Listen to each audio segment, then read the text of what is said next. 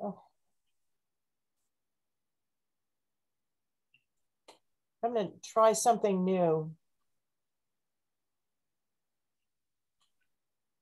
Okay, all right, so you're recording. So what I'm doing is I'm gonna try doing a live transcript so that it's easier for me to do my minutes. So I don't know if you're able to see it, but it's streaming along the bottom of the page of the screen, at least on my screen. Yeah, good for you. Yeah. So we'll try, but. Yep, I see it. Okay, so you guys are all set to go.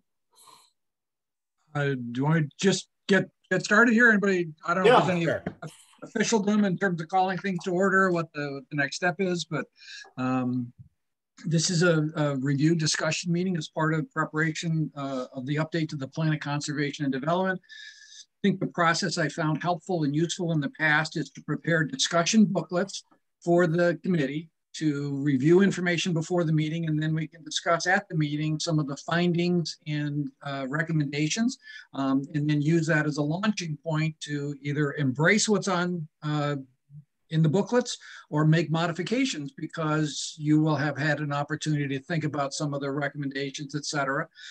Please feel free to challenge, interrupt, or discuss anything. Our goal here through this process is to get a good, meaningful strategic plan together for Kent. And I think the booklet approach is one which is not a chapter. It may evolve into a chapter, but the whole purpose again is to guide discussion. Any questions here before we get started? Otherwise, I'm just going to launch into booklet number 4. Before you do that, do we have to accept the minutes? You can do it now, or you can move it to the end. It's up to you guys, however you want to do it. If you don't have any problems, so it's out of the way. Okay. So I make a motion that we accept the minutes from the previous meeting. Second. Okay. All in favor? Aye. Aye. Done. Okay. Thank you. Okay. Perfect. Yeah, Glenn, I had a question. I mean, did I miss booklets 1, 2, and 3, or we're just starting? Yeah, I apologize, Mark. I should have explained this better. So booklet number 1 was a kickoff that we did way back at the, probably, I think it might have been June or July. And it was just an overview of what a plan of conservation and development is and the process that we would be going through. And that was booklet 1, for that meeting, but also for residents or others who are interested in this process to kind of figure it out from booklet number 1. Booklet number 2 was the survey results, and those were prepared after the survey was completed. I think that was back in October, and I think that information has been posted on the town website. Booklet number 3 will be a review of census and other information that really tells us where we are in terms of demographic changes and other things going on. The information that's available these days is from the American Community Survey, which is not really as accurate or complete as the census. So it is my hope and intent that when we get around to about April or May of next year, the census information will be released and booklet 3 will be backfilled. But when somebody comes to the website after that date, they'll see them in sequence. And so that's where number 3 fits in. And then tonight, hopefully we'll get a chance to talk through booklets 4 and 5 and then go sequentially from here on out. Okay, and I assume that notwithstanding your prior comment, this booklet, for example, 4, will turn into a chapter in the POCD after it's commented on and rewritten and whatever, but it's really basically a draft of the chapter.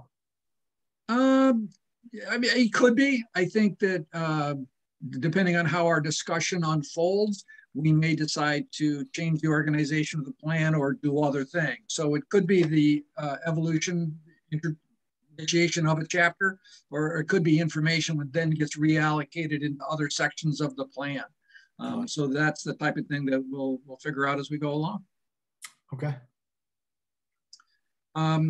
So booklet number 4 is entitled Promote Sustainability and Resiliency. And really, as we look back at the 2012 POCD, it has some comments related to sustainability and resiliency, but it has grown so much in importance over the last 10 years. My suggestion for your consideration as we think about highlighting issues of sustainability and resiliency in the plan. That could be a particular chapter or a couple of chapters, or we could try to have sustainability concepts permeate throughout the plan. But really, I think the first thing is to kind of have a conversation about what this means for us and for Kent, and figure out what we feel might be the best way to approach this. And I think in the online survey, issues of sustainability and resiliency actually did quite well in the survey in terms of people's sense of importance of these topics, but not quite as well in terms of their assessment of the town's performance in these areas. So I think it's something that people are interested in, and their guidance, in a sense, is that perhaps this is something that we could do a better job on.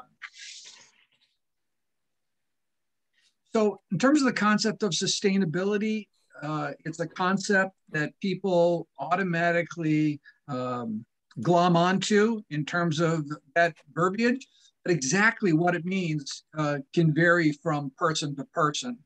So we're going to try, I think, to define it here in the plan as containing 3 concepts in terms of a POCD, one of which is the concept of ecological sustainability.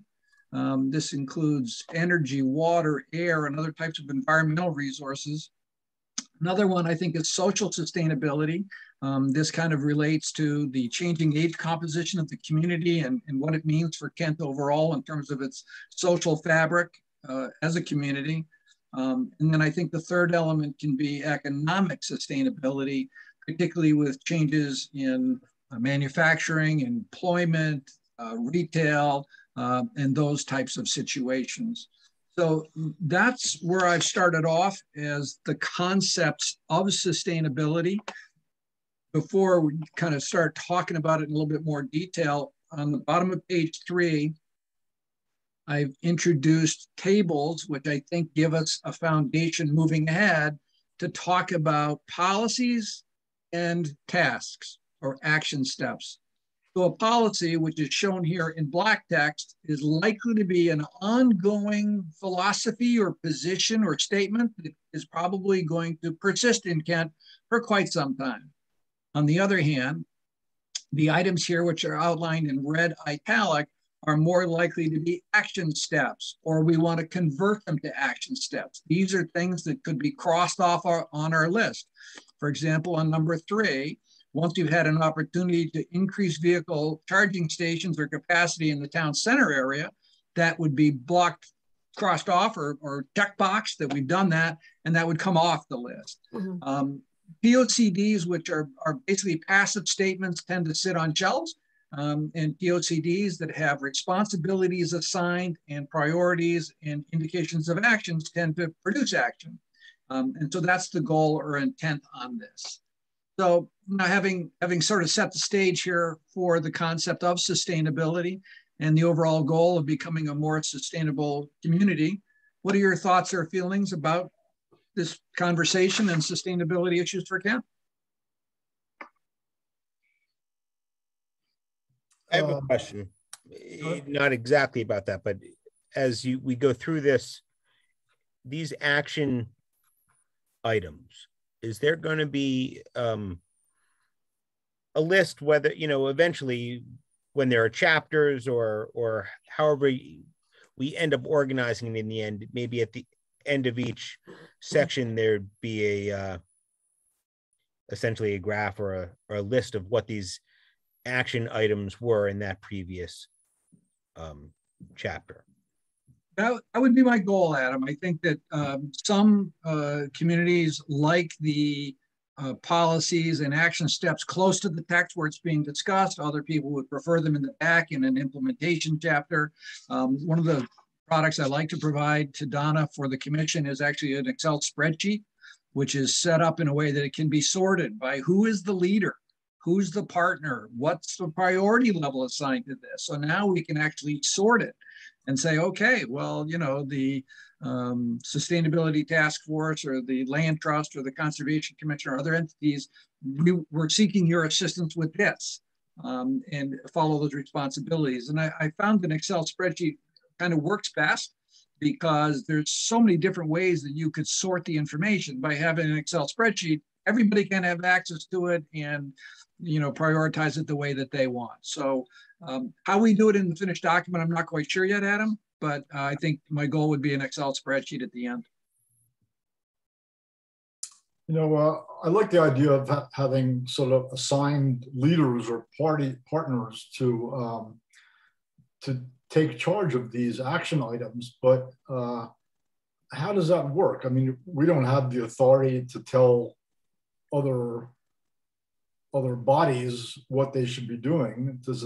Would the town have to do that? And then, I mean, I think it's great if somebody tells these other bodies, hey, this is your job, and we're going to monitor whether or not you do it.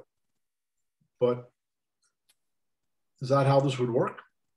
I think the things that I've seen the most effective in communities is that as we move towards the end of the process, we're going to want to make sure that all local boards and commissions and organizations have an opportunity to participate and comment on the plan, so that if there's a change in a verb, or we don't want any part of this, or we would like to be in on this, that we can make sure that those thoughts are incorporated into the overall process.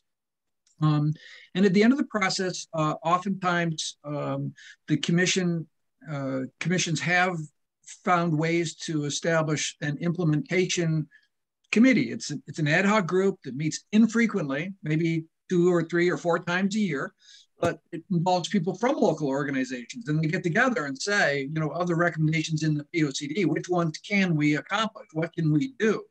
So it doesn't become a case of sort of a royalty asking people, what have you done? But it becomes sort of a partnership and a team where people get together, because sometimes this also involves intercoordination. So I think implementation is an art and a science. I think the science can be the spreadsheet, which sort of indicates people's thoughts or feelings on leaders and partners and priorities, et cetera. And then I think the art part of it is coordinating manpower in a community the size of Kent that focus in on priorities. So I think that could be an approach that we could talk later as we get through the process.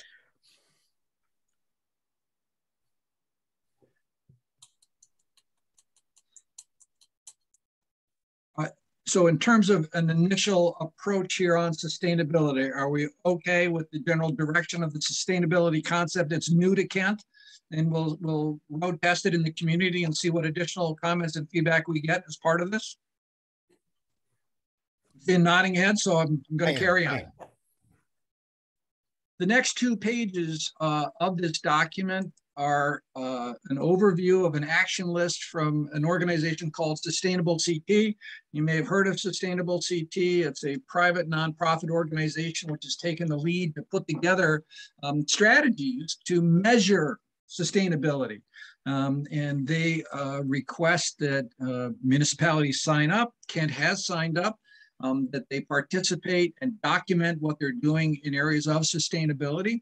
And eventually, as you accumulate points in this scenario, you become designated as a bronze, silver, gold, and I think there actually is a platinum. So Kent is not, they're enrolled in the program. I spoke with the first select woman, and she's indicated that the group became inactive at one point, but they're gearing back up now to kind of move ahead in this regard. And so these are the types of action steps that would complement what the POCD is saying. This list changes almost annually in terms of things that they put in relative to new initiatives. But this is here mostly just for reference and information, so that people get a sense of the broad view of sustainability. So this is not an action list for Kent specifically, but it might be something that the Sustainability Task Force locally will be looking at moving ahead. So are you recommending that these 2 blue boxes be included in the POCD? At this point in time, I presented it so that people would become aware of the entity Sustainable CT, some of the initiatives that they're working on. The final POCD, I think it would make sense for us as the committee to figure out how many pages we've got, whether this information supplements the plan, or maybe we just have a sidebar as we do here on the left-hand side, and send people off to the website because we have the web link. So it's here at this point, Donna, for education, but it may Okay. not end up in the final document. Okay. The next section here in this booklet is the concept of resiliency. Resiliency is also growing in awareness and importance. And there are a couple of reasons for that. I mean, with climate change, there are some fundamental occurrences going on in terms of storm frequency and severity, changing habitats. Our economy is being affected by internet retail and other things like this. And so, you know, years ago, we would sometimes establish policy for a municipality and it might stay constant for decades. We're actually finding ourselves in situations, whether it be ecological, economic, or even things like COVID. We're going to have to adapt and be ready to adapt or pivot appropriately. So this concept in the plan is this concept of being resilient, to try to minimize risks, to be prepared for risks, to be able to adapt to risks. And it starts off with this concept of resiliency, the hazard mitigation plan, which are physical threats because of flooding or storm damage, dam failures, and things like that. Emergency response and so on, but it also is a bigger concept just in terms of being prepared to adapt to future changes. So that's the concept then on resilience and the action steps. Any thoughts or feedback on the concept of resiliency, or is this, again, good for discussion purposes going forward? I just have one comment. I don't know how long your conversation was with Jean, but did she mention the emergency management or emergency management director and the deputy director and deputy? No, but emergency management director, yes. So are they working on what the COG did, the hazard mitigation plan, or are they working on something else? I think that the federal government requires that the regional agencies participate with communities to establish and prepare these hazard mitigation plans. These are required to be updated every 5 years, and they address things such as storm events, whether it be summer tropical storms, winter snowstorms, ice, responses to hazardous waste spills, these types of things. What do we need to do to prepare in advance and then respond to? So we did have a conversation because I think of Jean's experience with emergency management type issues about emergency shelter capacity and supplies, and then some additional things in terms of how we can prepare for those types of situations. So this is, I think the POCD in this regard ends up being a bit of a cheerleading document for work being done by others. The word town over here as the leader partner is that there are many entities that are involved, public works through to emergency management, town leadership, et cetera. And so that's the way that I configured this. Do you think I should reach out, Donna? No, not at all. Well, I'm hoping that we'll get comments and feedback from Public Works and others who are involved in this effort on a daily basis. And if they have items they think should be included in the plan, including things in the plan, I think we don't want it to become a ticky list, but I think if strategically we can get concepts in here, it can help the town get funding. Okay. And I think that's one of the key values in a POC. Well, I mean, I have comments on every page about emphasis, and like here, should we be saying in this promote resiliency chart, continue to support this emergency management effort, the EMS teams, the CERT program.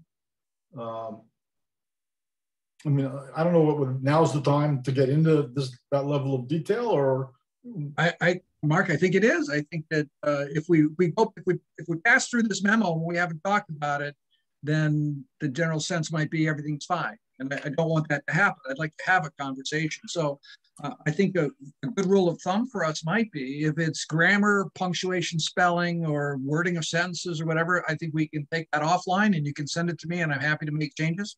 I don't have any ownership on the English language. On the other hand, if there's things in here which are policy related, say, we really need to push CERT or we really need to address this scenario.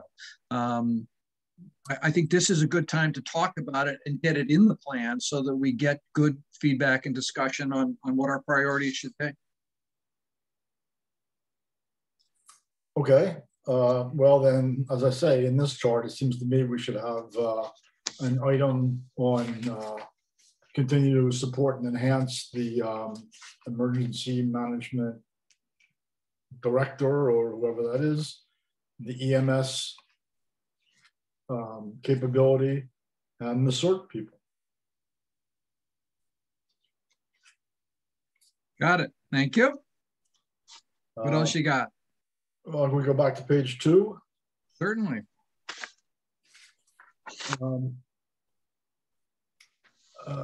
Well, in the sidebar on climate change, yep. The second paragraph, last sentence is the town should investigate regulations and programs that are carbon neutral or carbon negative. I mean, I think it might be good to give the town a roadmap as to what they are, if they're not absurdly detailed or voluminous. No, I think that's a great observation, Mark, because I think we can throw around jargon like that, but somebody who's actually interested in information on what that is and what that means would look at that and their eyes would cross. So I think we can add information. I think it will help it a great deal. So thanks for catching that. You know, I don't want to politicize the thing, but you know, the infrastructure plan has $1 trillion in it. I don't know how much of that's going to Connecticut, but Kent should be in there pushing for their fair share. And one of the things I was thinking about in particular was, you know, the charging stations. There's a lot of money in the plan for that, and Kent needs to get out in front of that to see to it that Kent is one of the siting locations for those charging stations. And Mark, there was an article not too long ago in the Hartford paper, and it talked about the fact that the state is also moving progressively in that area. That's good news. The bad news is they're focusing on areas initially near interstates, because that's where they think the traveling public is more likely to want these. But I think that this is a great time. There's a company, I believe, in Newtown that's quite involved in the rollout of electric charging facilities. And I think Kent is a regional center and a tourist and recreational hub. I think that we should get out on front on this. So I think in sustainability, and I think in the upcoming booklet, we're gonna have a booklet on the Kent Center. I think we're gonna highlight it there as well. And I think it's a key element to keeping the center relevant, et cetera. It's also highlighted somewhere else, because I remember. Yeah, it is. Yeah, it's on page 3, item 2. Excuse me, item 3. Page 3, item 3 in the table. Right. I think if you're gonna, we have one already. It's here in the town hall parking lot that's broke. But I think we need to look at changing the regulations then if you're gonna want to be putting those throughout the village center, because they are considered structures. So they'll have to meet the setbacks. And so that's going to drive some kind of a change to the regulation in order to allow them to be put in. You know, we had talked when the grant on this one expired, we had talked about moving it. And then we started talking about the fact that it would be considered a structure according to our current regulations. And there really wasn't any place to put it unless they wanted to put it at the visitor center, because that's town-owned property and exempt from the zoning regulations. So that, I think that's an excellent point on it. Excellent point. I think that I hadn't got into that level of detail yet in terms of thinking about the charging stations, but I think that these become infrastructure in such an interesting way. We don't require setbacks for utility poles, for example, and other things. And I think these are the utility features of the future. So maybe we can carve out an exception that the commission can allow with zero setback. Or, you know, if you meet with the setbacks, you don't have to come and just go ahead and install them. We don't want to get in people's way, but if it's going to be in a setback, then maybe we still allow them, or maybe we change the regulations to do that. So nice catch, good observation. I'm going to I wrote that down. Okay, thanks. Mark or anybody else, any other thoughts on sustainability or resiliency? Back on page 2, and like 421.2. I mean, I don't know that it's really realistic to expect the town to take action to reduce water use. I mean, that'd be nice, but I don't know how they do it. And on use of low impact development strategies, I mean, I think we do that, right, in our regs. We do that in the regs, and I know that the Housatonic Valley Association has been working with Public Works to address road improvements, culvert resizing, and other projects like that to try to integrate LID type approaches into the actual day-to-day maintenance of highways. So I think Kent's a leader in many different ways on things, and I think this can be one of them. So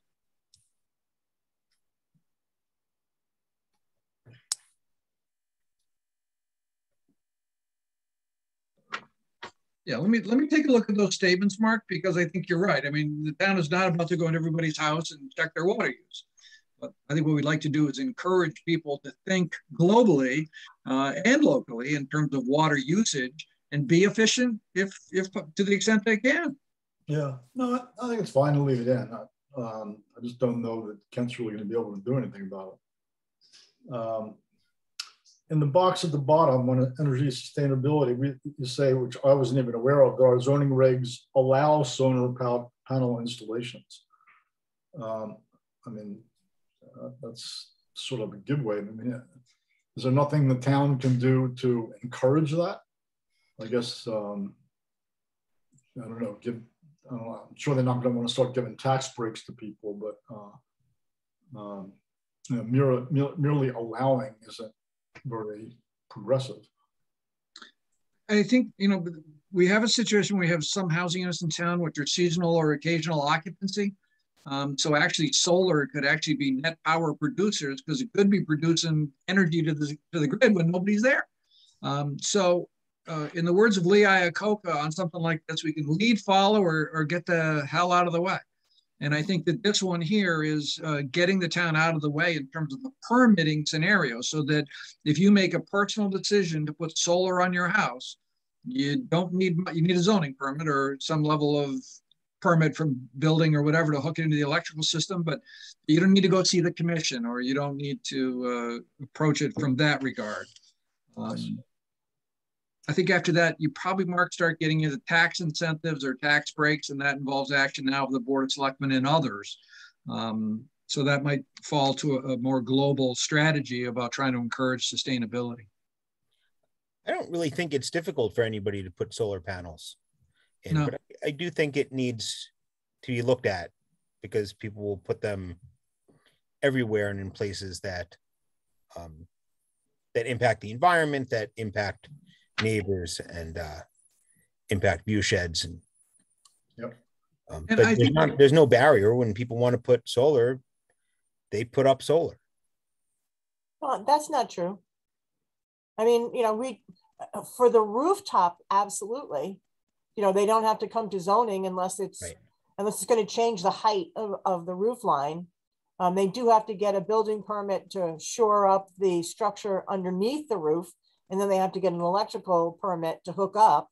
But if they're putting something in the ground, they have to meet setbacks. We have inland wetland issues. Kathy Weber gets involved with the location. You know, I check all of that before they get put in. So, but I was saying that I think that that should continue. Yes. I mean, we don't want people to just be able to put up solar arrays wherever they want to. I think I don't think that's a barrier to people putting it up. I just think it's something that has to be looked at, and we wouldn't want to stop the town from looking at that. Yeah.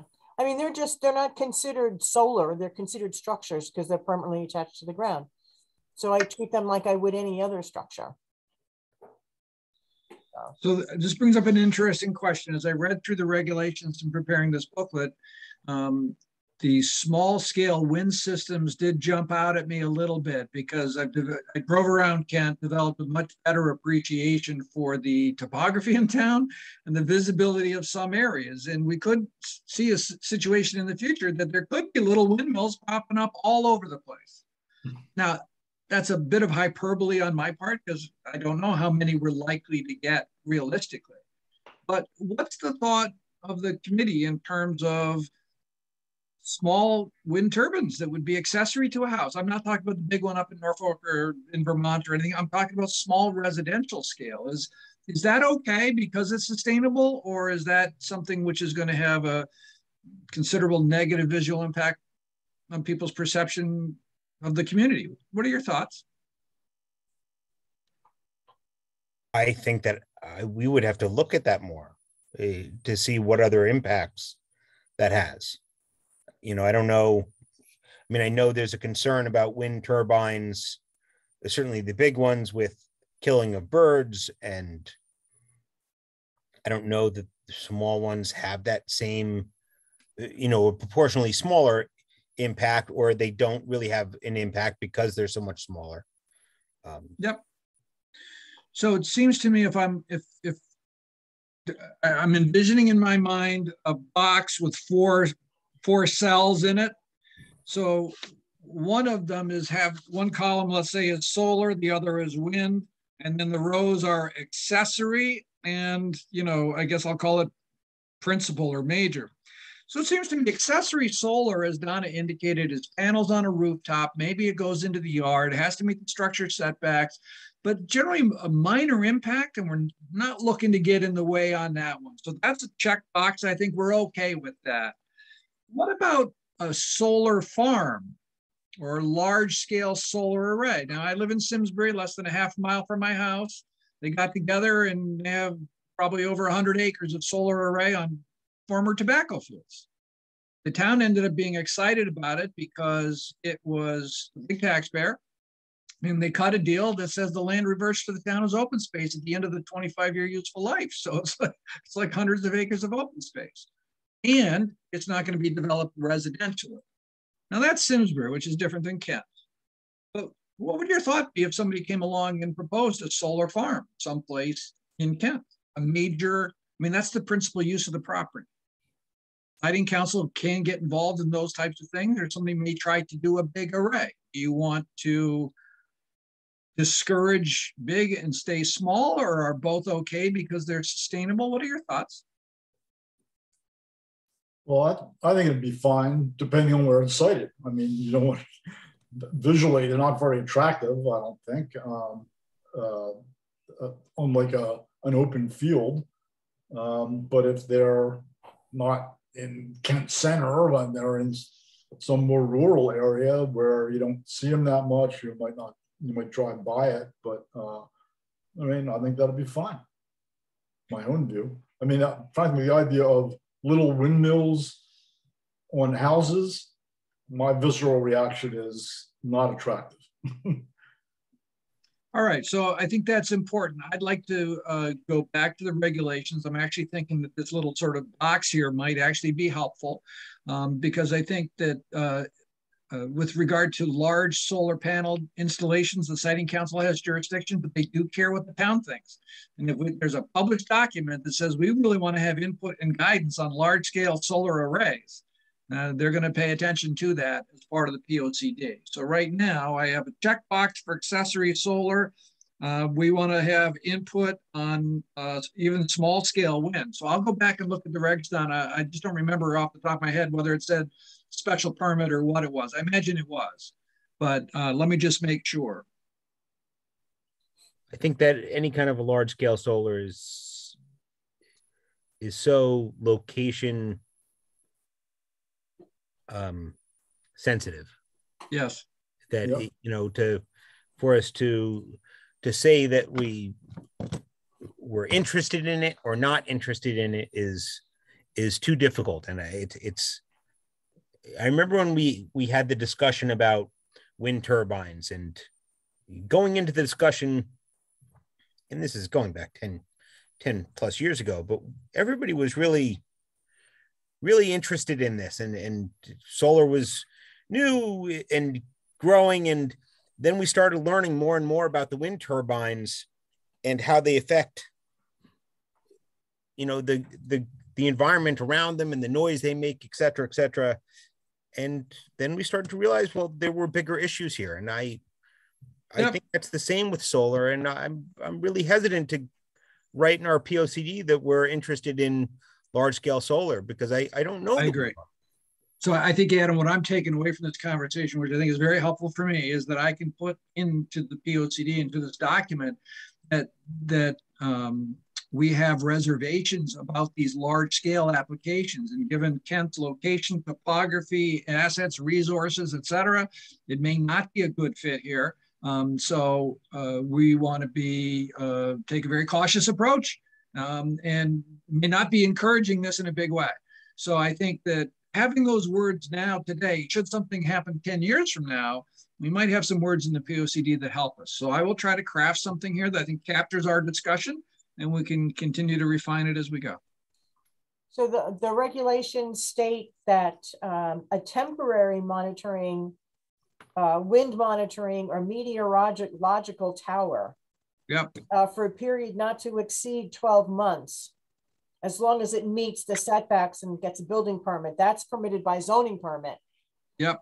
And then permitted by special permit is the erection, construction, or installation of any wind facility other than a temporary wind monitoring or meteorological tower. And I think the temporary one came in because at one point in time, Marvelwood was going to be putting up wind turbines for a short period of time. And the whole idea was that they were contacted by the state of Connecticut to do a test on 3 different manufacturers to determine which was the best. And then the state would then provide the funding for that choice, and Marvelwood would then be able to maintain the choice, and the other 2 would be taken down. Gotcha. But that never materialized. But that was when we thought we need to get this in there, because it sounds like it's something that might eventually happen on the top of the mountains. Yeah, so, and again, I think the main thing I want to make sure of is that the commission has a chance through a special permit process here to look at the siting and location of this. The wind facilities do require some exposure to the wind, but at the top of that hill with the meadows and up there, there's probably a place that they get sited that it would function well, but not be visible. So that would be an outcome which could work, and the commission through a special permit process would have that level of control. Right. All right, good discussion. I'm ready to move on to the next one if you guys are. One more thing, sorry. Sure. That's okay. Page 3. Yep. I'm not sure if it really is sustainability, but there was discussion in 422 and 423 about enhancing the sense of place, sustaining cultural amenities and activities that enhance quality of life. I mean, because one of the things that has been on my mind about is encouraging. First of all, there were several comments in the survey about having a Kent community center. I don't know if that's something that we want to recommend or have the town think about. I doubt they're going to want to spend the money to do it, but it's something that a lot of people talked about. And the other thing is there used to be, Kent Library had speakers come, which was tremendously really great for the sense of community, and people were really proud of it. Kent Presents used to be on. Now they charge too much for most local people to go, but we have all these private schools that could be doing music, speakers, all kinds of things that I think it'd be important to have the town encourage and support. Like, and I said, I don't know if it goes here or there's some other chapter on culture or character or whatever, but those are things that I've thought ought to be added in. Yeah, and so Mark, I think earmarked places in the discussion where we can address those. The issue of the community center to me is going to become a discussion part of the community facilities element of the POCD. And then I think in the next booklet, there is sections on community character and cultural resources. And I think the whole concept of Kent Presents is embodied in here in terms of the wonderful opportunity we have to do these types of activities locally because of the private schools, because of the type of residency that we have in town. There's a lot that we so I think those are part of the next booklet. Okay. I had a question, or just I'm not sure, I guess a question about that same area on page 3, 4.2.3, number 9, yep. under D. I wrote in my notes here, it says diversify the tax base. And I was like, not sure what this means or how we do so. Can anyone answer that? I wasn't sure how we diversify the tax base. I think to look for opportunities to get sort of tax ratables in. Kent's tax base is, again, it'll show up when we finish up the condition and trends booklet, but the bulk of the tax base in Kent is residential in nature. So if there were ways for us to enhance the tax base through the town center, through other non-residential types of growth, that could relieve some of the tax burden, et cetera. You're talking essentially commercial growth then? That would be an area where we would find ways to diversify. I mean, I don't think there's too much potential in Kent Center to diversify the tax base, but if there are ways for us, even through technology, even solar, wind, and things like that, those are tax ratables. So the idea would be that if we're going to stay economically sustainable, then trying to find a way to encourage spending, encourage employment so people have jobs, enhance the tax base so that it's a affordable community. I think those are all good objectives for us. I'm not sure we get into the details of that, but I wrote your comment down and let me think about it. Great, thanks, Glenn. Thanks, Karen. Okay, so I'll stop sharing this booklet and start the next one. So this booklet is related to conservation-related strategies. I think it's a terrible name at this point in time. I don't have a better name for it, but I think the idea here is that we call this document a plan of conservation and development. And so the conservation elements include so many different things under this one umbrella, and they're often related to the conservation or protection or preservation of something that we care about. And then also being proactive related to it. So I've grouped them in this booklet for conversation purposes, but again, as Mark had indicated earlier, it's quite possible that we're going to reorganize these later on, but they're here in this booklet for conversation. Well, I gotta say, it didn't work for me.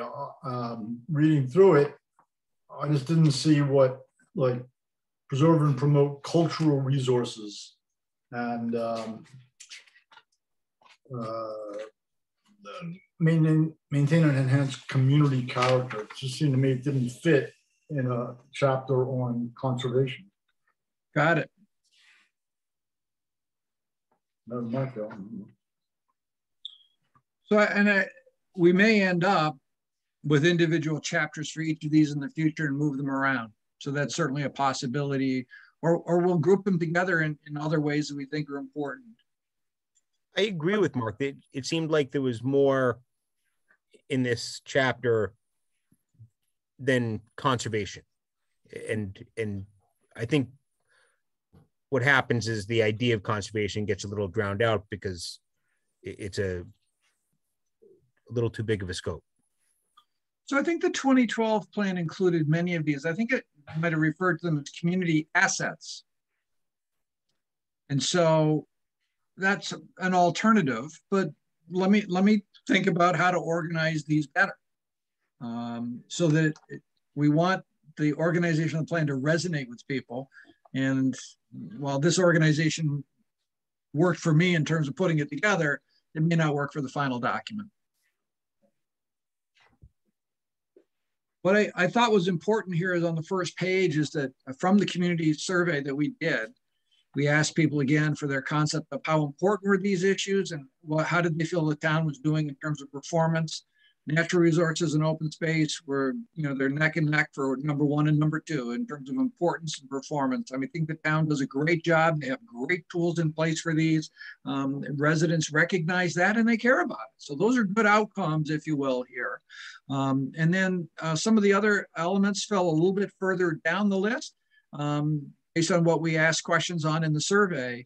But again, conservation and community character, these types of resources and elements are important to people.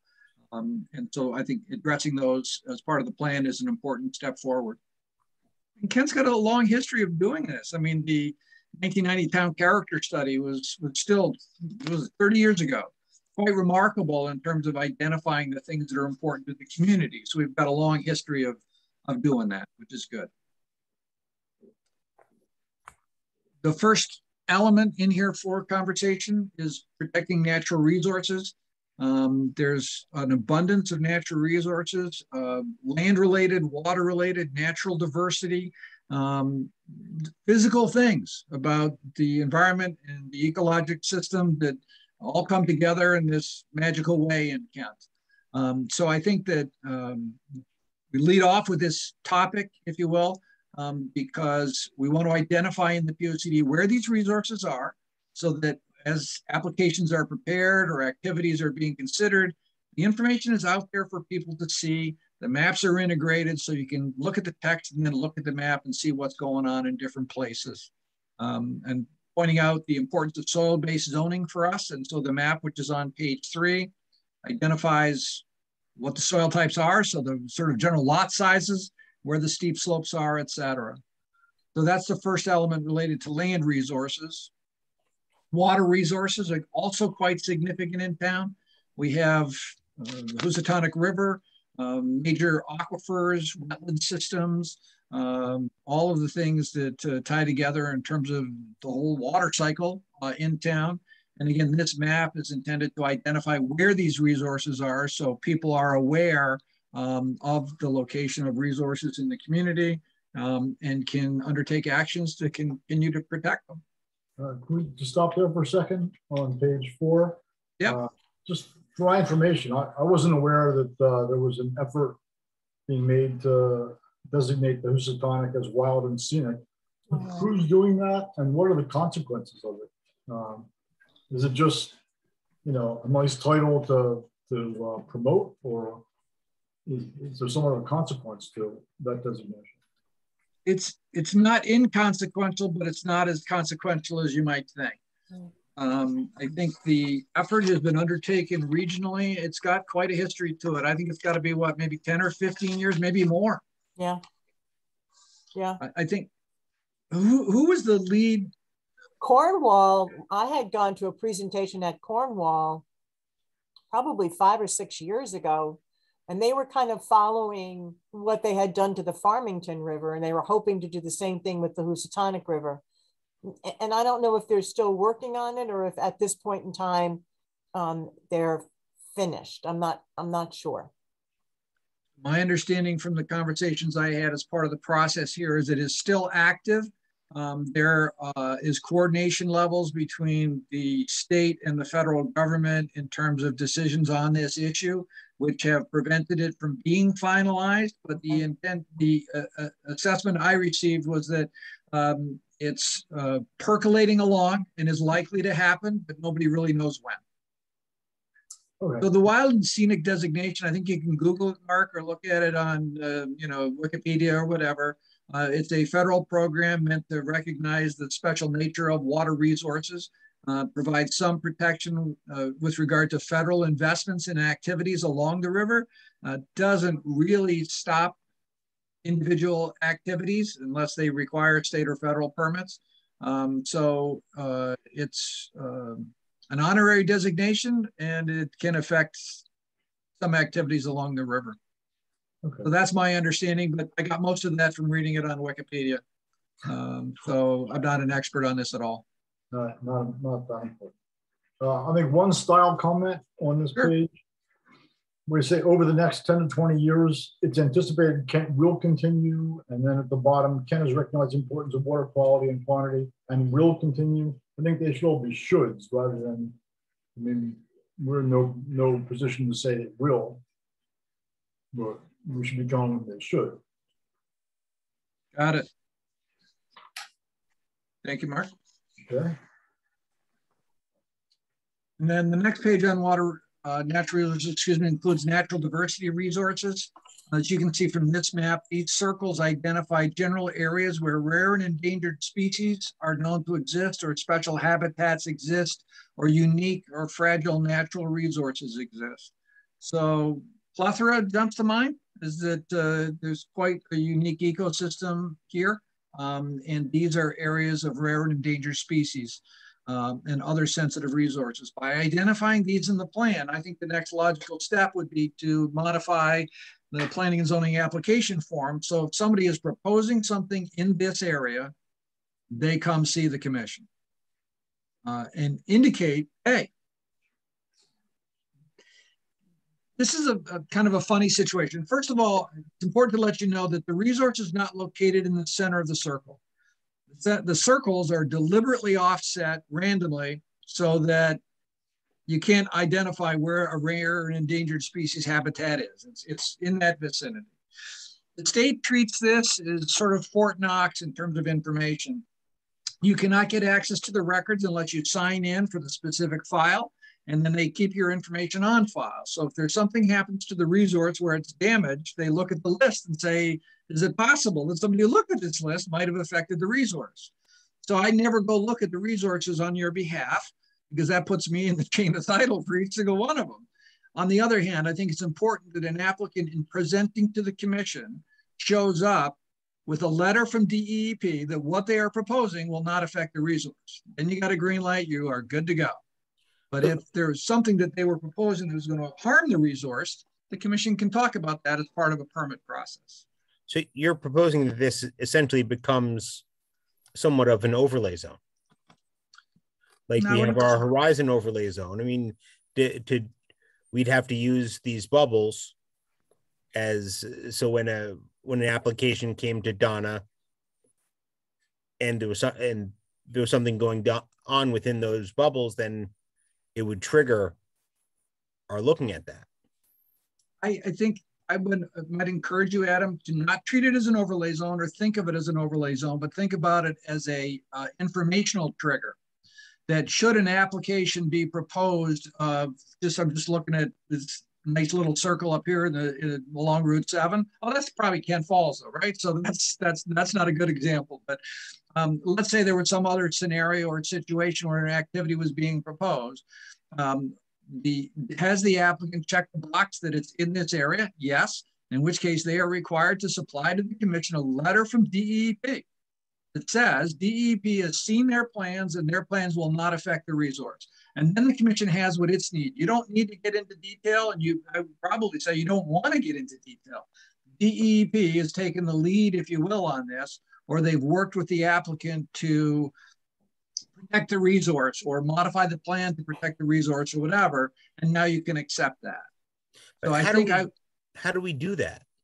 I mean, if somebody has an application before us and it's not a criteria or an overlay. I think it's in your application, your regulations right now, Adam, but it's not on the application form. So I think, Donna, when we wrote the regulations, it's buried in the back that you have to do this, but because it's not on the application form, it may get lost in the sequence. Yeah, I do it for inland wetlands applications, but I've never done it for planning and zoning.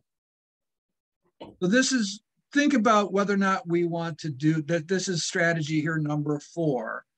But the challenge we have is we can have rare and endangered species, other unique resources, and unbeknownst to us, somebody could propose something that would adversely affect them and the commission approved it.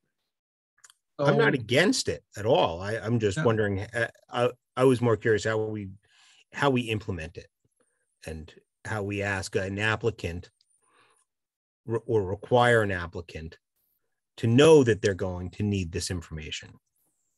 So the DEP every year sends out, I think every year, Donna, you get a new map from them, which identifies the location of these. I haven't gotten a map from them in a while. Oh, but probably because of COVID. Right. So they were sending them out. They're available online, the information. So all we're asking really is a checkbox on the application form about whether your site is or is not in one of these areas. It generally doesn't fall down to things like a zoning permit for a house construction, but it should be a subdivision or a larger activity. I'm looking up here, it looks like Marvelwood, much of their land is actually in an NDDB area. So if they were proposing to do wind turbines, for example, it's perhaps unlikely that the wind turbine would affect a resource. This is probably habitat for, grassland birds. And small scale wind turbines would not really be an issue. They'd be compatible and DEP would write that letter and we're good to go. If on the other hand, they were proposing something much more massive, an airplane landing strip or something else that would affect that resource, we'd have an opportunity to consider that.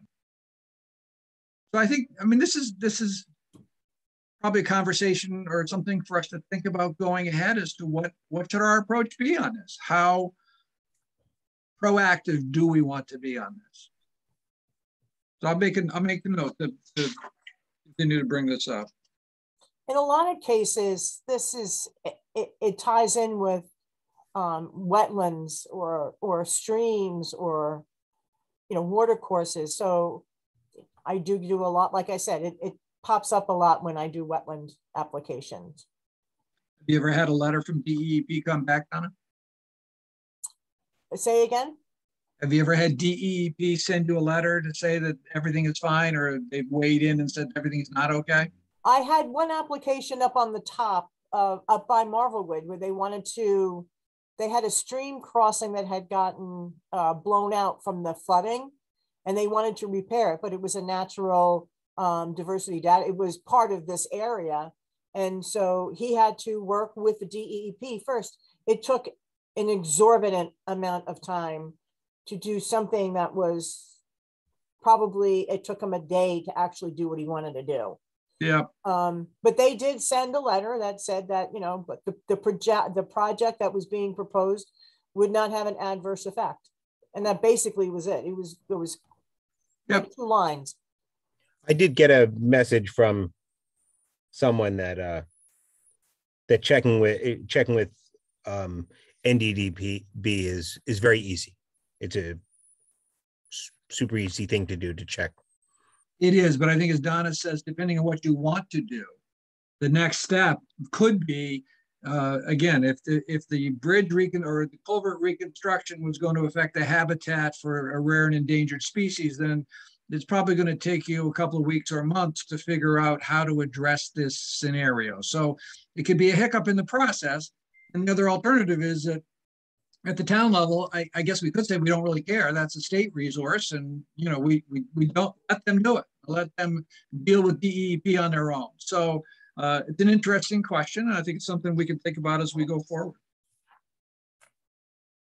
So again, I think on natural resource, I think the town does an excellent job in terms of natural resource protection. The overlapping interests of many of local conservation organizations and regional organizations have created a system where I think we have good protective measures in place. So most of the strategies are continue to do what you're doing. I made an observation here that as part of the conservation development regulations, we didn't identify core forest as being, and potential forest corridors or greenways as being an important resource. And it might be useful to consider that should any major design come along. So a minor tweak there to that regulation, which could have some major impacts. And then continue to work with other organizations that are involved in natural resource issues. Before we go forward, just one thing on this map. It needs something so when somebody's looking at it, they understand what the yellow. Yeah, thank you very much. Yep. I did a screenshot on this one to get it to fit on the page, but I need a legend. Thank you, Adam. Welcome.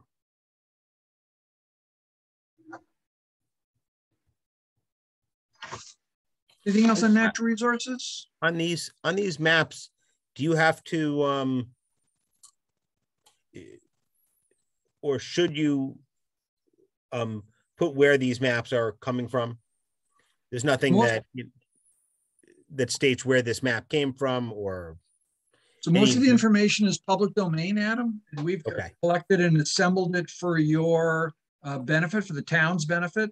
I think HVA has kept this information, many of these data layers for the town for years.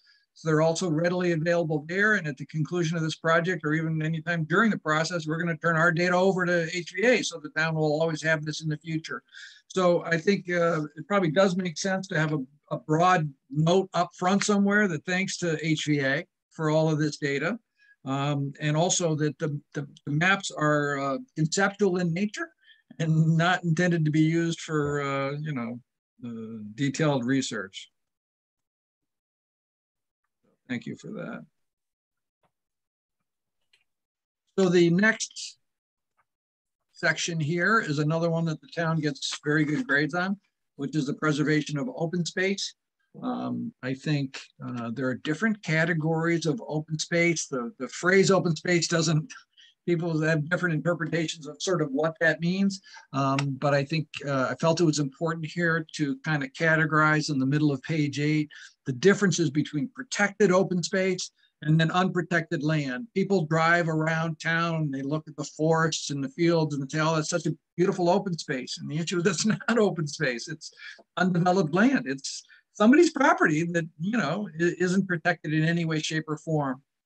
And potentially, those are some of the risk areas in Kent that our concept of community character and the beauty of the community could be affected by activities here. So we need to celebrate our successes in terms of protecting land and also be vigilant for land which is unprotected and things may happen in the future.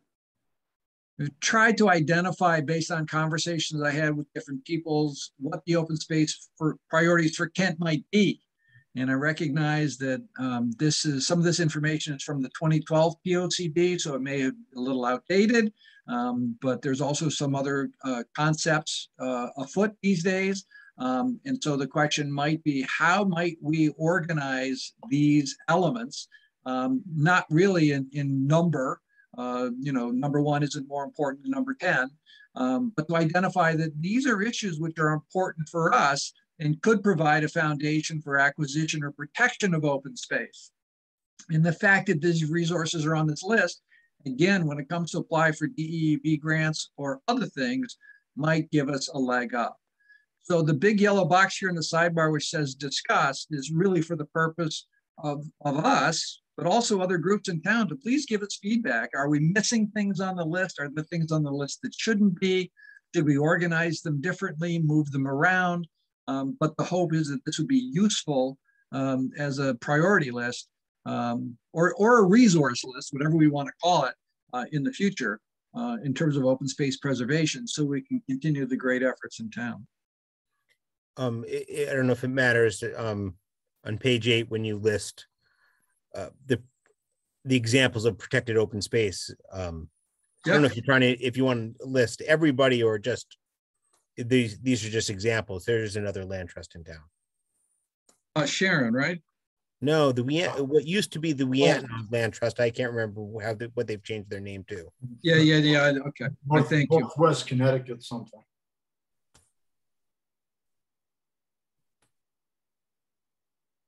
Yeah, so these are meant to be examples, but again, I think that there's been great efforts over the years. And so I think I have space and I'd like to do that. I was going to suggest, again, on page 9 in 531 under Scenic, that we add another item, the Southern Gateway and Aspirational Northern Gateway.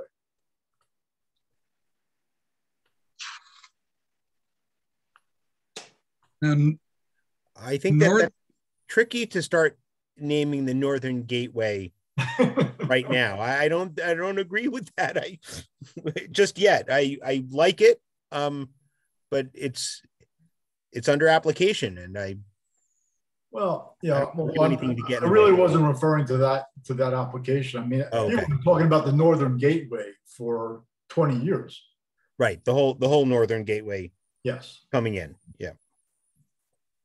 I thought Wendy Murphy brought that up in one of the meetings that the Northern Gateway has been referred to for a long time, but she might have been referring to this document here, the POCD. I don't know, but it has been called that, and it's on different maps and things. So I think that's where that's coming from, if it matters.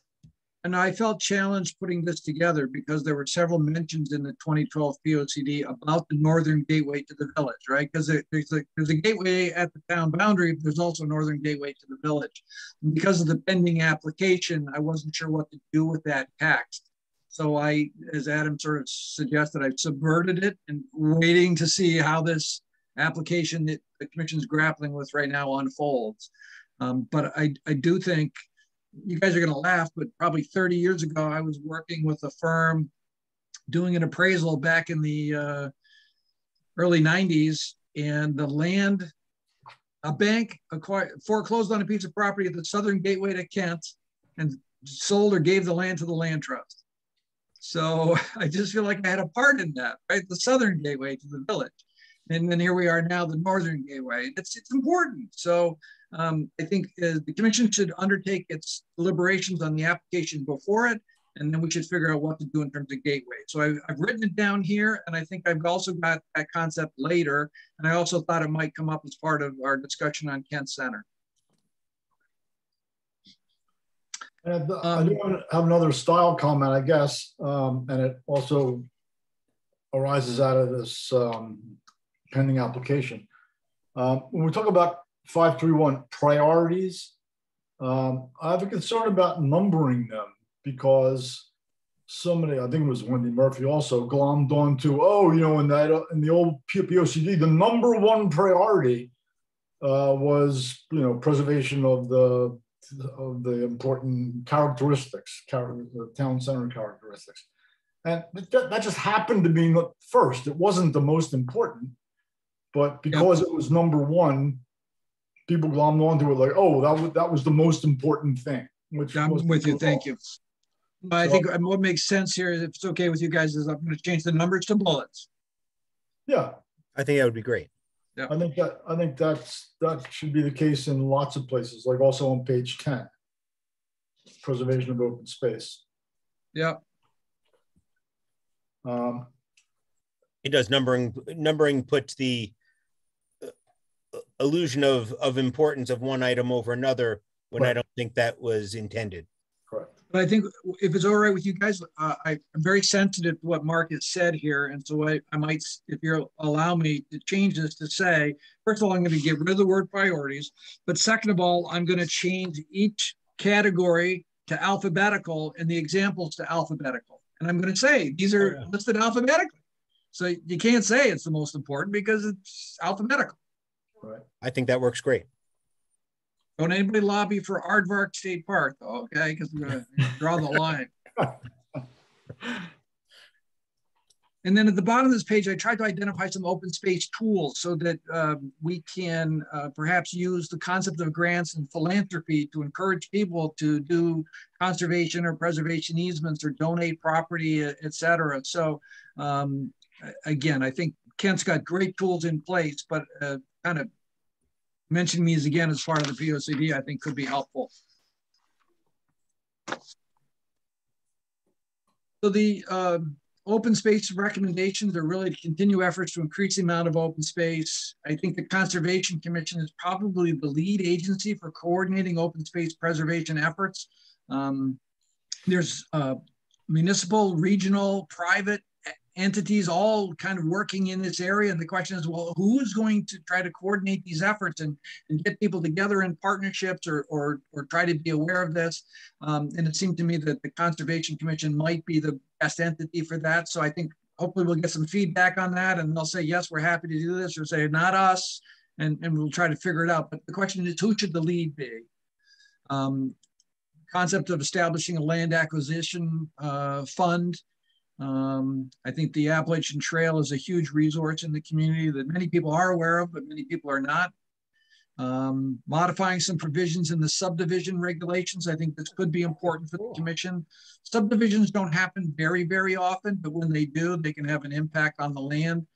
Right now, section 3.8 of the subdivision regulations says the commission may require open space.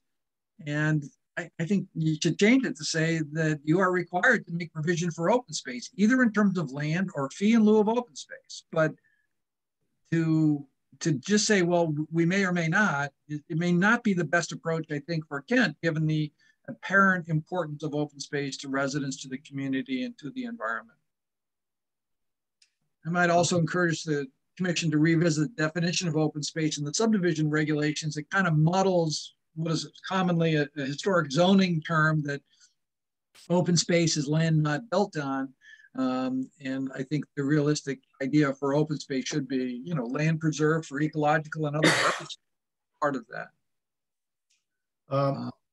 Two comments. I agree with all that. I think all that stuff needs to be in here. I think somewhere we need to make some reference to the fact that this preservation of open space needs to be sensitive to not sort of overly removing land from the tax rolls, because I know that's a big issue for a lot of people in town. And, you know, a lot of the open space preservation has been done by the land trusts. And every time land trusts take a piece of property, they're off the tax rolls, and people aren't happy about that. So we should just acknowledge that that's a sensitivity that people need to pay attention to. Yep. And on the other hand, I didn't know our regs provided for fee in lieu of open space. I can't imagine ever approving that.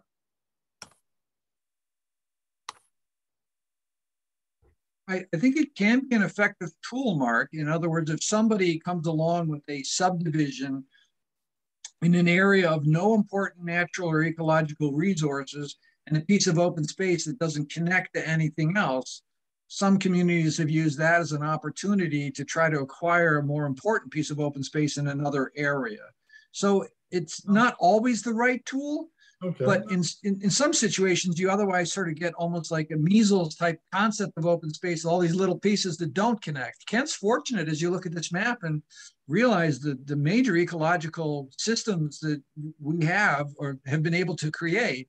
And so there are places where a small piece of open space may not mean much, but if we could enhance the systems we already have or interconnect areas together to create greenway trails or wildlife corridors, that might be a better outcome. So fee in lieu of open space, I think, allows that conversation to occur.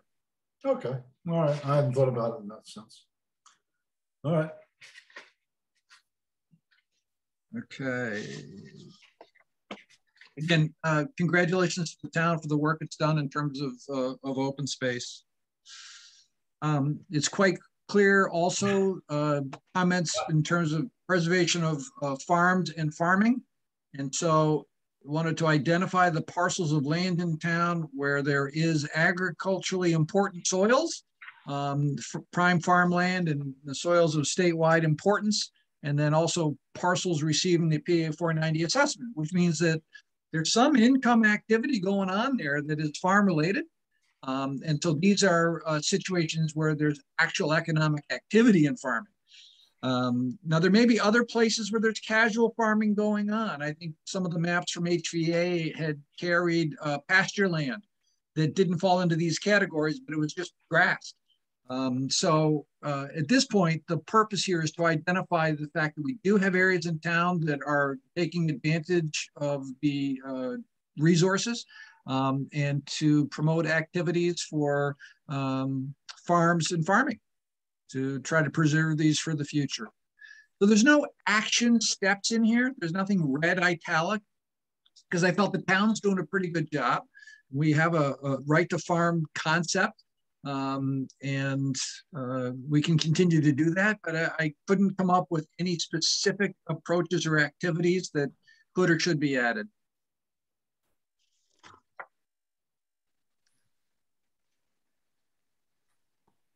Good on farms and farming? Yeah. Yep.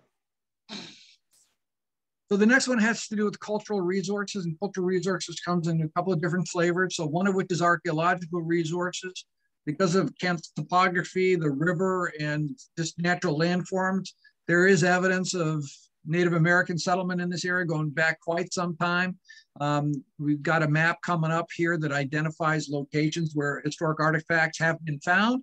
But like the NDBB database, these have been reoriented so that the resource is somewhere in the circle, but not exactly specified where. In addition, there are recognized historic resources in town, from local and national historic districts to places on the National Register of Historic Places. And some of these are designations such as the National Register and the State Register are generally ceremonial in nature. They don't stop any activity. You could be charged with unreasonable destruction of a resource, but it doesn't stop somebody from painting their house or putting additions or other things like that on. On the other hand, a local historic district, which we have in Flanders, is actually regulated activities in view from a public street. And so again, we're just recognizing these resources that we have in town, and we're showing them on the map so that people have an understanding of the location of these resources in the community. And then in addition, I felt I had to recognize the current cultural institutions we have in town, which include the schools, the Historical Society, some of the museums, the fact that the Shagnacoat tribal nation is here. These are all sort of cultural resources that we have. And so the strategies are related to preserving and promoting cultural resources. And Mark, as you had mentioned earlier, I think, yeah, so I think the concept in here was supposed to be in here in number 4 and number 5 to try to collaborate with these organizations to take advantage of the cultural opportunities they offer in terms of knowledge and information, et cetera. Yep. Is this someplace that you would add something like the Sloan Stanley Museum and, or? So it's up here on page 15. I thought. No, I don't think it's there. Eric Sloan Museum. I see it there. Yeah, no, it's funny because I hadn't heard about it before. No, yeah, it is. No, hang on. Jeez Louise. Would you look at that? It's number 6 on 15. Oh, there it is. Thank you. Thank you. I'm looking in the sidebar and it's right there in the main table. Thank you, Adam. My question is, you talk about the Marble Valley Farm on 170 South Kent Road. Where's that? I think it's at 170 South Kent. I'm just kidding though. Because Marble Valley Farm is on Kent Road, not South Kent Road. Yeah, it's where the Kent Land Trust is. yeah, correct. So this is the one that's on the sidebar. Yeah. So I apologize. Maybe I screwed that up then. So you're saying it's 170 Kent Road. Kent Road, yeah. Thank you, Donna. And the Barnabas Hatch House, I don't think that that's where Marble Valley Farm is. That was my confusion. Yeah, that's a different place. I'm not even sure what that is, but it's not there. All right. I mean, I got information from the state Historic Preservation Office, and it looks like what I may have done here is conflated the two. And maybe because they're both 170 or something like that, I ended up thinking they were the same and merging them. So nice eagle eyes, everybody. I've circled that and I'll go back and figure that one out. Okay. Maybe the Barnabas Hatch House is on South Kent Road. There you go. Yeah. We'll figure that out. Thank you. In terms of strategies here, again, continue to promote the types of cultural resources we have. I thought that the commission might want to add a checkbox to a planning and zoning application that either you're, within one of these red areas or near a historic resource. That some communities require a archaeological study before any subdivision or anything else happens. And I think that's probably maybe a little over the top. But I think at least adding it to the application form, we can raise awareness for these. And if people are, building a house, digging the foundation and come across some artifacts, maybe we can figure out what's going on there. Okay. Just as an FYI, 170 South Kent Road is Infinity Fields. That's the old Barnabas Hatch Pond, South Kent School. That's where that is. Oh, It so is. That's not Marble Valley Farm. So that Marble but is Valley it? Farm would have to come out of that. Yeah. It's a building that's on the north campus of the South Kent School, right Gotcha. there along South Kent Road, and it has a fireplace that's supposed to be pretty cool. Yeah. 7 feet tall. The house is hasn't been updated to current standards. It's all pretty much original, more or less. Got it. Thank you. Any other thoughts or comments in terms of, and Mark, I think it's probably a good idea on the sidebar here on page 16 to talk a little bit more in detail about Kent Presents and other types of activities like that, the things that make Kent special. We'd like to try to, continue these activities. Yeah, 4 and 5. Yeah, you bet. Yeah. Got it. The other thing I'm looking at is this Scaticoke Tribal Nation.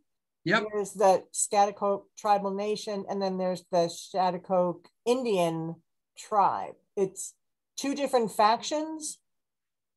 I'm trying to stay out of that, Donna. I'm trying to recognize here that this is the reservation, which goes back to 17, whatever the year was, that this is the land area. Whoever it may or may not be occupied, they may be fighting with each other. I think the issue here is that we have this cultural resource dating from colonial days, Right. which is an Indian reservation. Right. What I'm looking at is the 5.5.3. Yep. Where you say tribal nation. Ah, thank you. I'm not sure that that's. No, thank you. That should be a reservation. I apologize. Donna, nice catch. Thank you. Okay.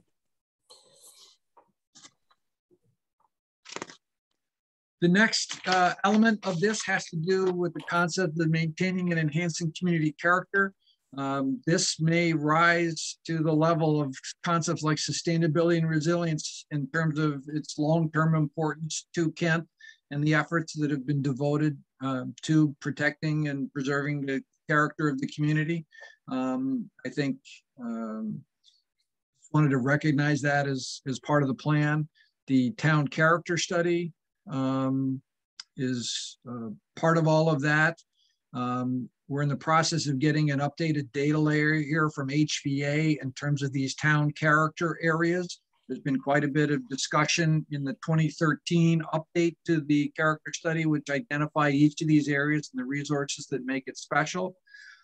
My thought was also to suggest to the commission that there might be 2 additional things that could be added here, but whether or not it's up to us to add them or somebody else to add them. But there were things on here that I think what I believe is known as Cobble Hill, which is the hill behind Town Hall, is pretty significant to me. It really kind of sets the character as the backdrop, if you will, for Kent Center.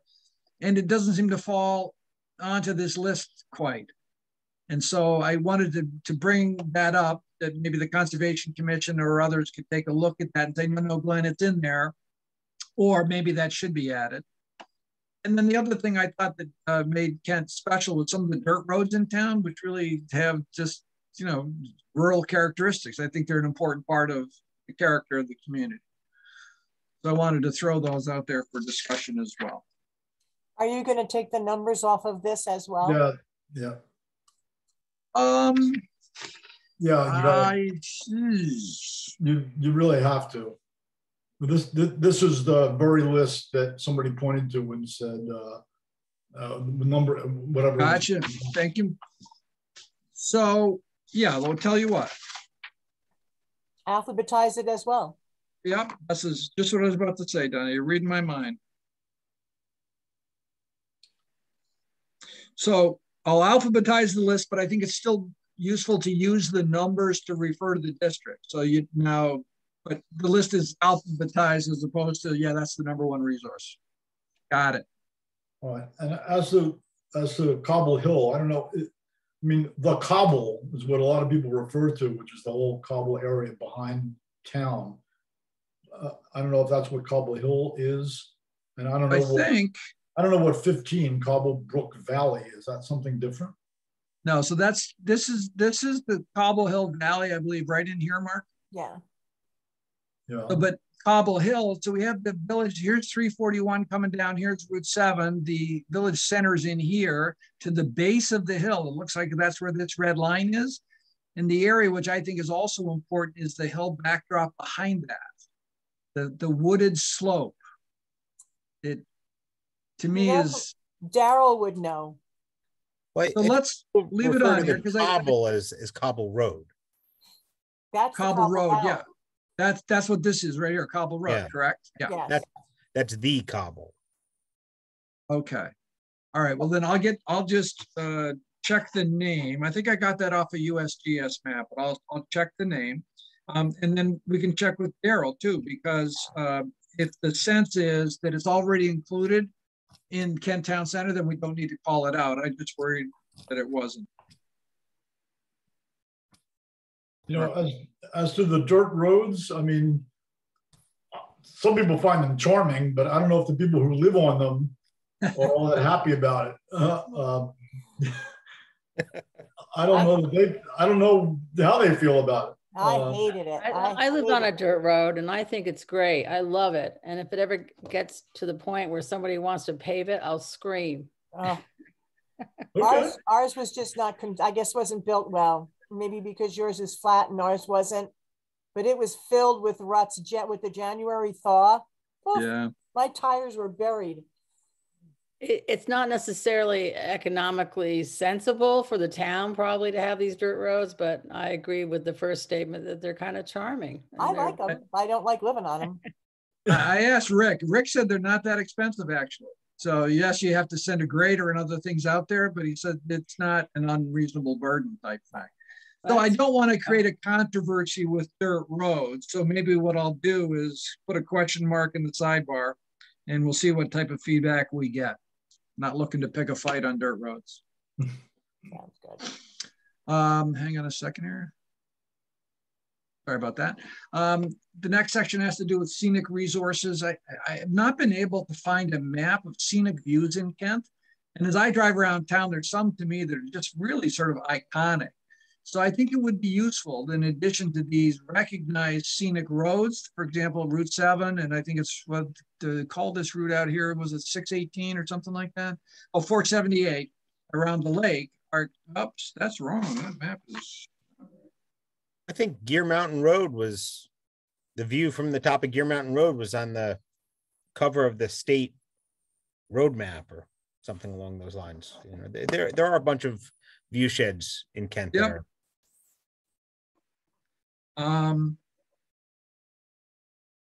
So I think the advantage to having a map like this is that should somebody propose something which affects a recognized scenic resource, the commission can have a conversation about that. And if there are particularly valuable scenic views, then we can go ahead and add arrows in on this map that might help identify those as well. And then undeveloped land is identified here because we can continue the Public Act 490 program, which provides use assessment for farm, forest, and open space. Farm is, as indicated on the earlier map, is property which is engaged in farming activity, and they file a Schedule F, which is farm-based income. Forest is undeveloped forest land of 25 or more acres with an approved forest management plan. When the state adopted Public Act 490, the reason they did that is because they found that the expense of owning land over time can sometimes force it into development. So the use assessment program is to make land less expensive to own, particularly larger parcels, so that it doesn't go into development. So we do have this PA 490 local option. It's called the open space program. And if we want to make any policy recommendations with regard to that or any changes to that, it has to be, according to state statute, specified in the POCD and adopted by town meeting. Some communities have said forest land less than 25 acres is also entitled to this, or, you know, or they've dropped the threshold from 25 to 10 acres. So it's just food for thought.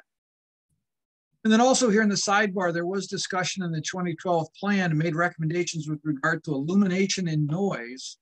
And it suggested that the town would adopt regulations for residential area lighting, monitor lighting levels in the village center, and adopting regulations for noise control. And I felt all three of those are really very difficult for a municipality to enforce and monitor. And so I felt I should ask the question whether we continue with these in the plan or whether we recognize that those might be a bit of a challenge and our resources might be devoted elsewhere. I would leave them in. They're just suggestions, and I think it would be a lot better for planning and zoning if there were noise ordinances in the town. I mean, they wouldn't go in our regs; they would go in some town ordinance, I assume. They can. Noise is a challenge because you have to be there when the noise happens. You have to have a noise meter. It can be a challenge. I mean, the number one thing that came out in the survey was the motorcycles. Motorcycles are motor vehicle, which are exempted under state law from local noise ordinances. So it's a delicate issue, but I think we can continue with the recommendations and then have discussions about that.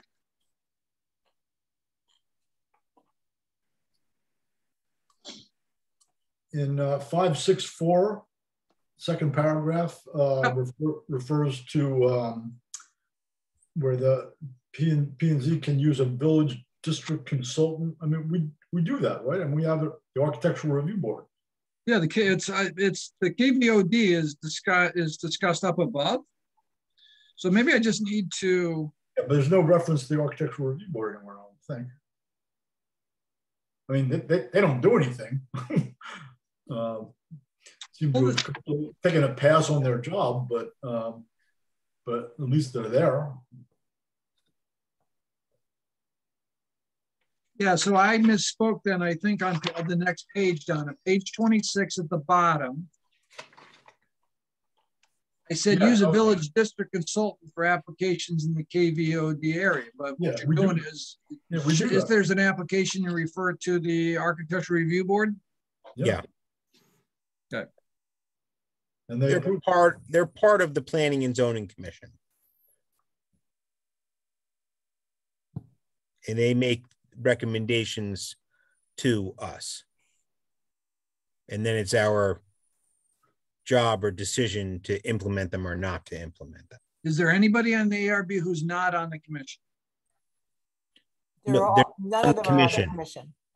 They're just on the ARB, but it is a sub part. Oh, I'm sorry. Okay, misunderstood. Okay, no. So what I was concerned about, Adam, I misunderstood what you were saying, was that if the was a subcommittee of commission members acting as the ARB, that could be okay, good. All right, never mind. Again, Kent's doing everything right, so.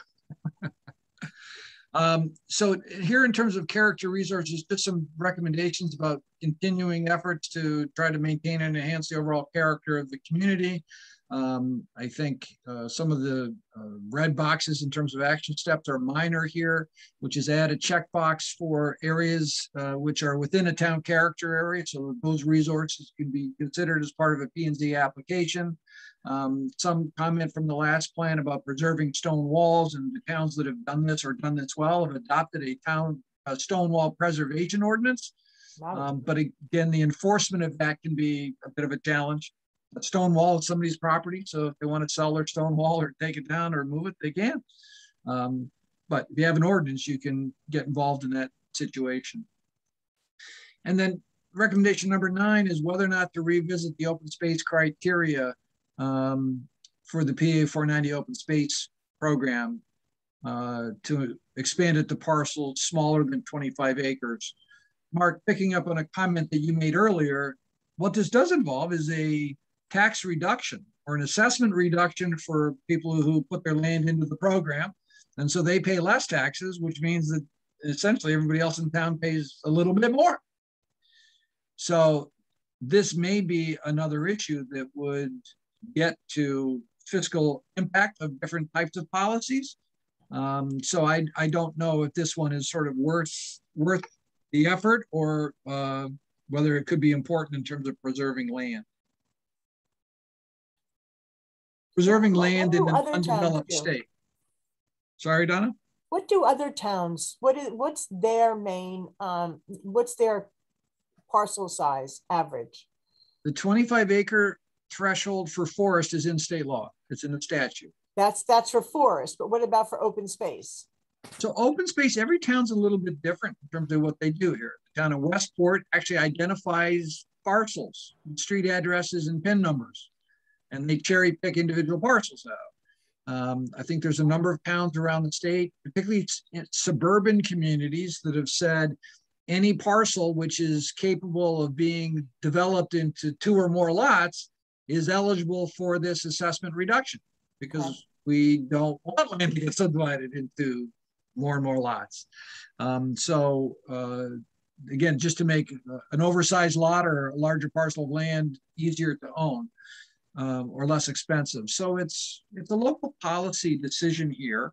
And I think what I may do is put a note in the sidebar here that might explain this just a little bit better so that we can consider this as we go forward.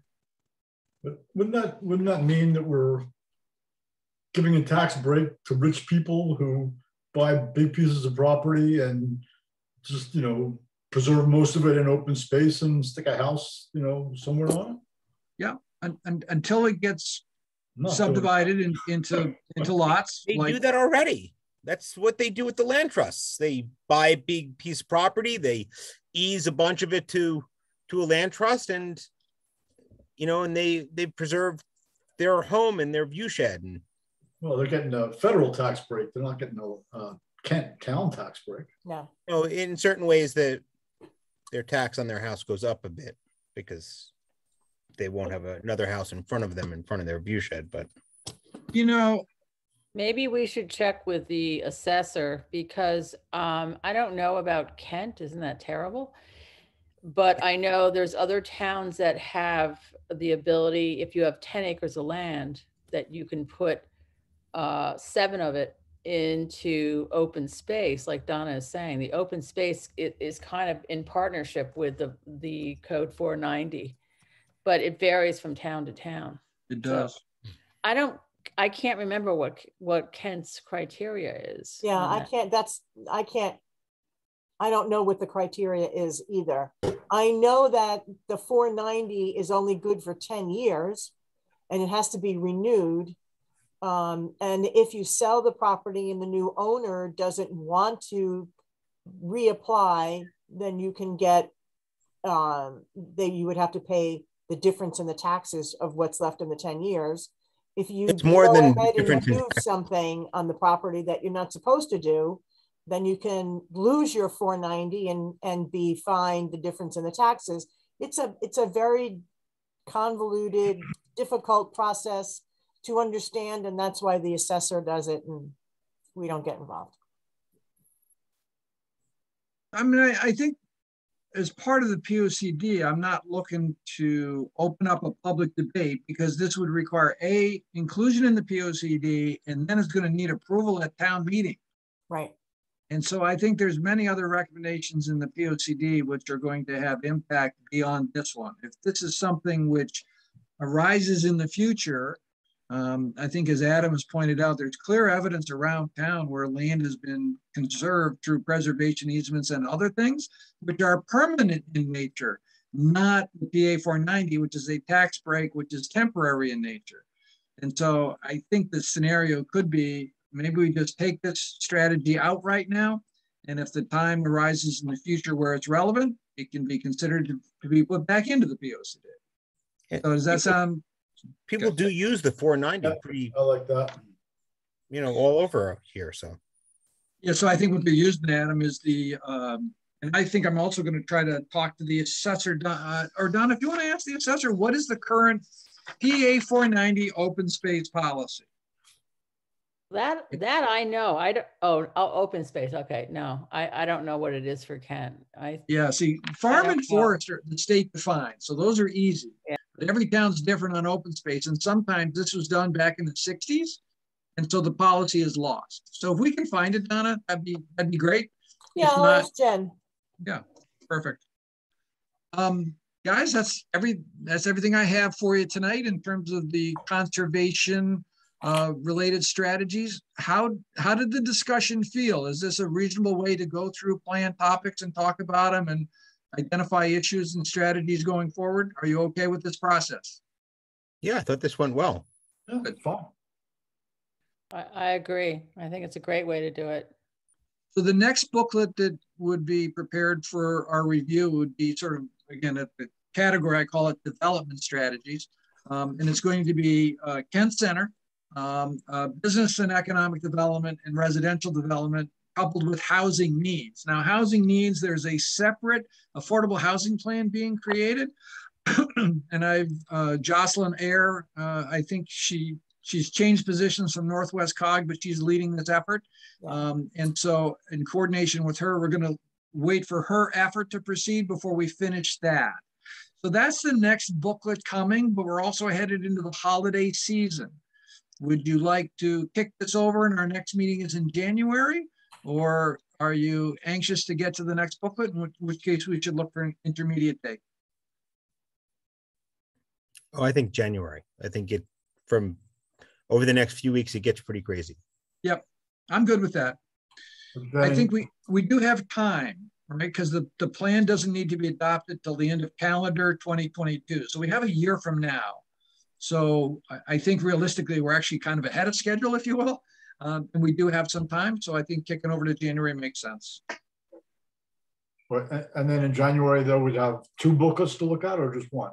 I think, let me think about that, Mark. Neither one of them are done yet. I've got elements of work for both of them done. But let's do this. Let's get through the holidays. I'll coordinate with Donna to find our next meeting date, unless you want to set that right now. Yeah, I mean, the next meeting after the December meeting is January 13th. That's the next regular meeting. So for some reason, Donna, on my calendar, I have Kent down monthly renewal for Thursday the 20th. You don't have that on your calendar, correct? No, planning and zoning is the 2nd Thursday of the month. The November meeting was the 3rd Thursday because we were closed for Veterans Day. Gotcha. Okay, so, and that's unfortunate because I just booked something for the 13th thinking it was open. That's so, fine. All right, well, let's do this, Donna. That's your only meeting in January, correct? I hope so. Let me get the books together, Mark. I'll let you know then whether it's 1 or 2. But we'll find a meeting date and then move ahead. I mean, we could do the 3rd meeting date if you want to tentatively set it up for the 20th of January. 27th of January, you mean? The 20th, because our meeting is the 13th, and then the following week is the 20th. Yeah, I can do the 20th if you want to. Is that okay with the committee? January 20th. Sure, I'm good with that. Glenn, can you stop sharing your screen for? Thank you. Yes, I can. I apologize. Sorry about that. Much better. Yeah, 20 is fine for me too, but I'd really like it if we had 2 books to review. That's 2 months from now. We should really move us along.